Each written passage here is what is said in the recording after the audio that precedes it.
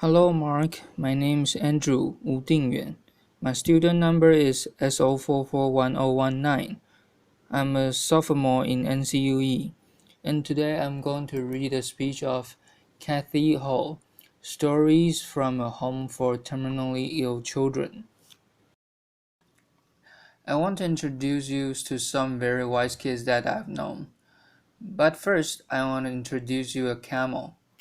This is Cassie, a therapy camel is visiting one of our young patients in her room, which is pretty magical. A friend of mine raises camels at his ranch in Santa Cruz Mountains. He has about 8 of them, and he started 30 years ago because he thought horses were too mundane.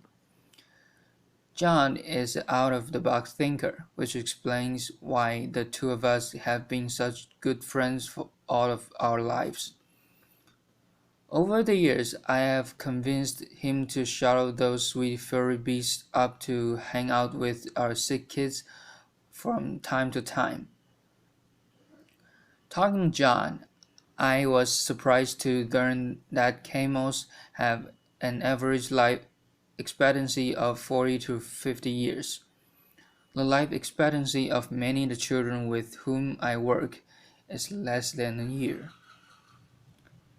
This is a picture of George Mark Children's House, the first pediatric palliative respite care center to open in the United States.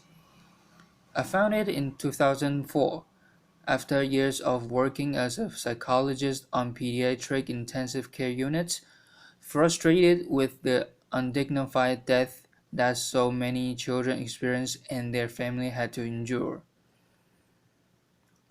As I sat with families whose children were at the end of their lives, I was acutely aware of our surroundings.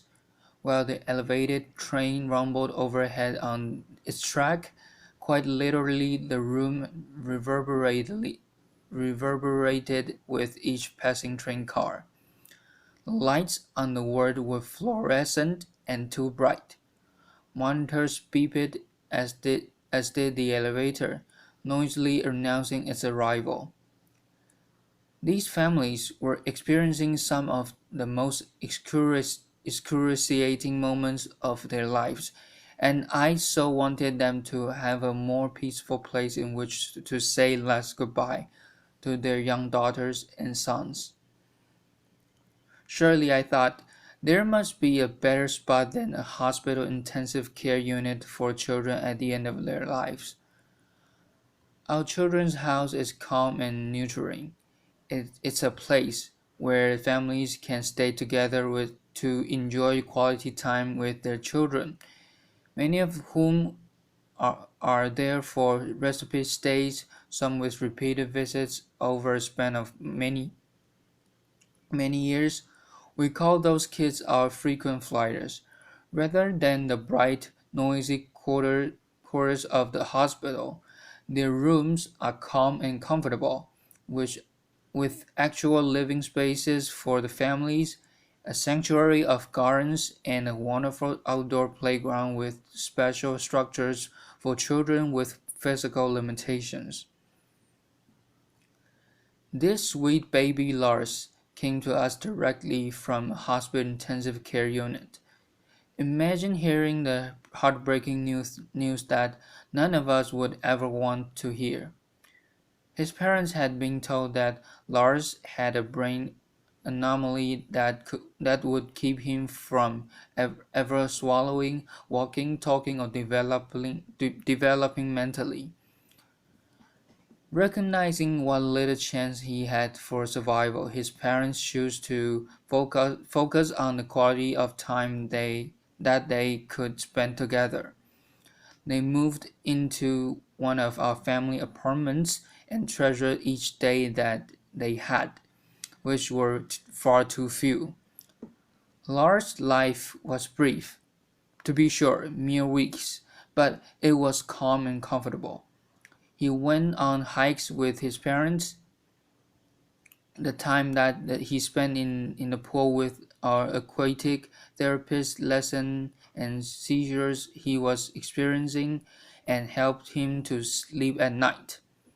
His family had a peaceful place in which to both celebrate his life and mourn his death. It has been 5 years since Lars was with us, and in that time, his family has welcomed a daughter and another son.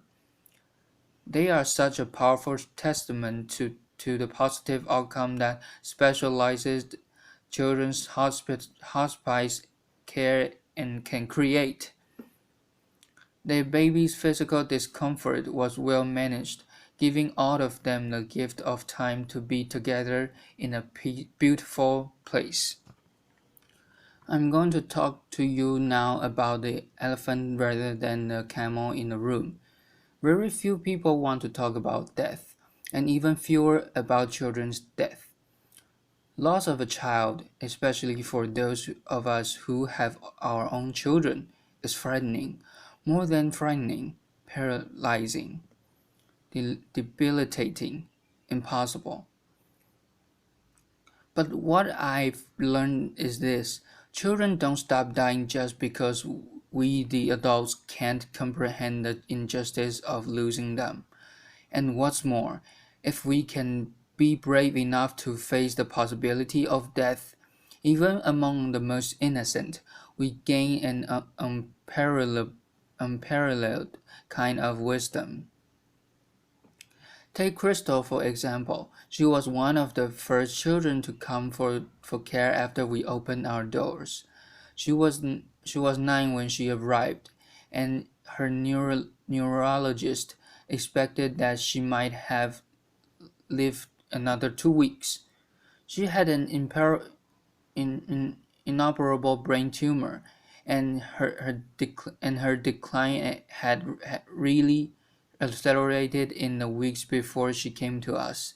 After settling into her room, dressed entirely in pink and lavender, surrounded by the Hello Kitty accessories that she loved, she spent the next several days winning over the hearts of every staff member. Bit by bit, her condition stabilized, and then, to our astonishment, she actually improved. There were a variety of factors that contributed to Crystal's improvement, which we later come to call the George Mark bump, a lovely, not uncommon phenomenon where children outlive the prognosis of their illnesses of if they are outside of the hospital. The calmer of the calmer atmosphere of her surroundings, tasty meals that were fixed often to accommodate her request. The resident pets, the therapy dog and rabbit spent a lot of cozy time with Crystal.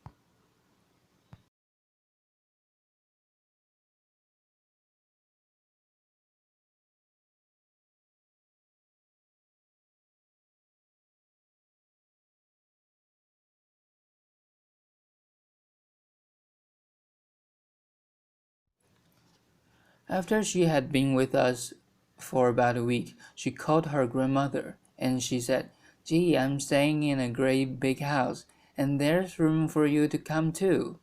And guess what? You don't have to bring any chorus because the washer and dryer are free." Laughter.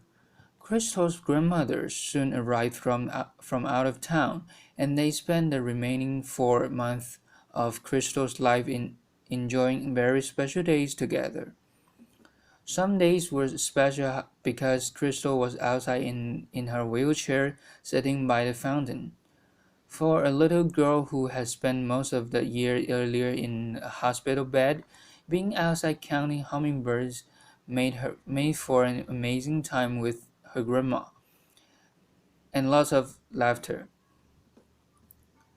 Other days were special because of the activities that our child life specialists created for her. Crystal strung beads and made jewelry for everybody in the house. She painted a pumpkin to help decorate for Halloween. She spent many excited days planning her 10th birthday, which of course none of us thought she would ever see. All of us wore pink boas for the occasion, and Crystal, as you can see, queen for a day, wore a sparkly tiara.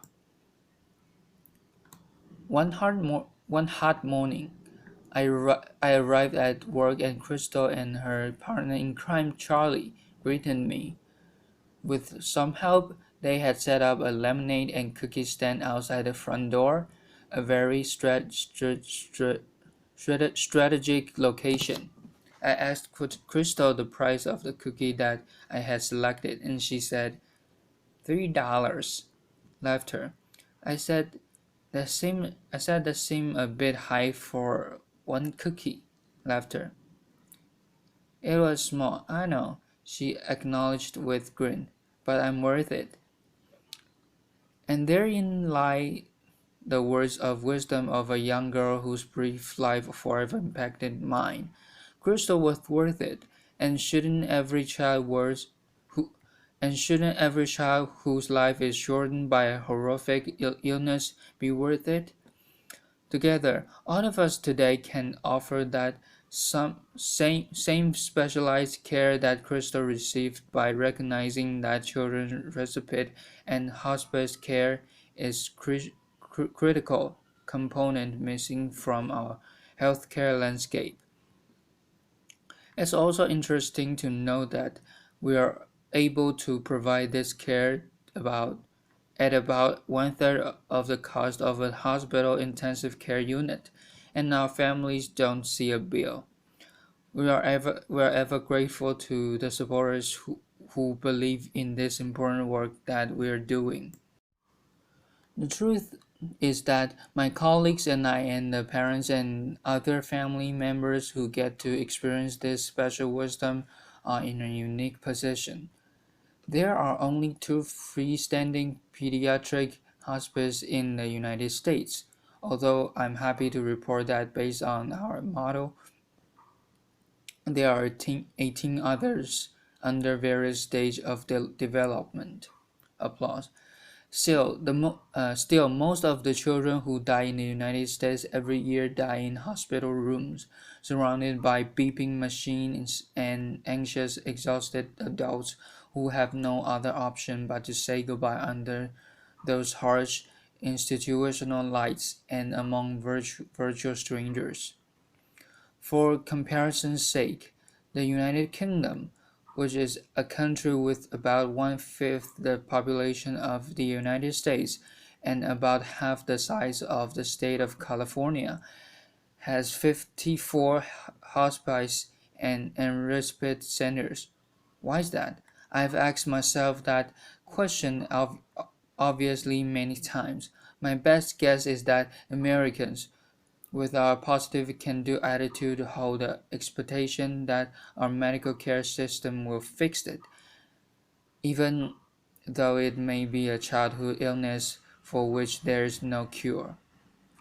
We go to extraordinary measures to keep children alive when in fact the greatest kindness that we might give them would be a peaceful, pain-free end of life. The transition from cure to care remains a challenging one for many hospital physicians, whose training has really been about saving lives, not about gently guiding the patient to the end of life.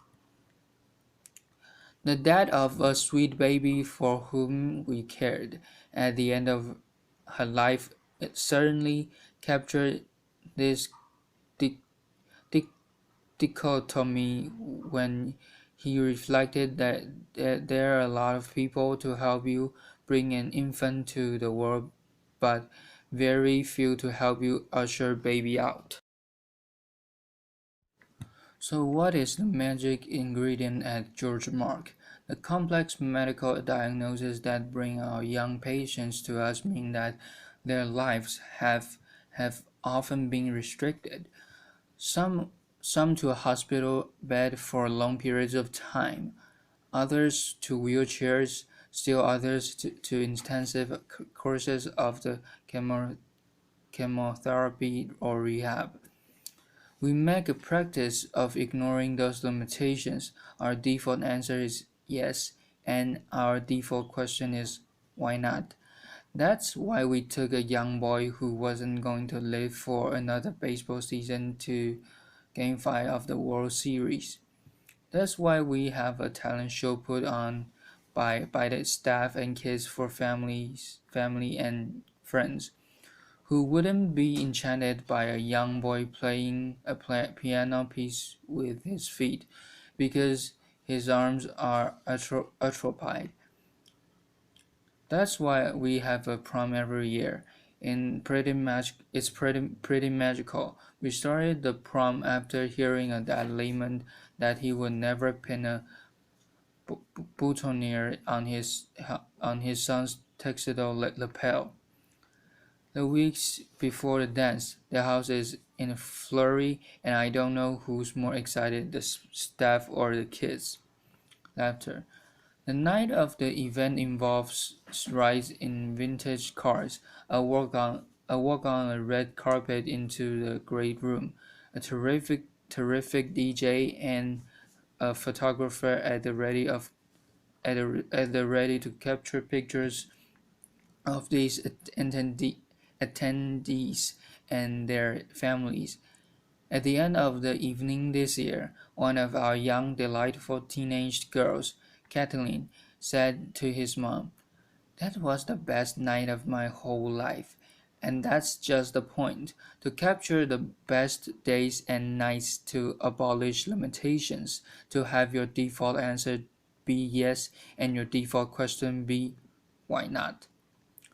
Ultimately, life is too short, whether we live to be 85 years or just 8. Trust me, better yet, trust Sam.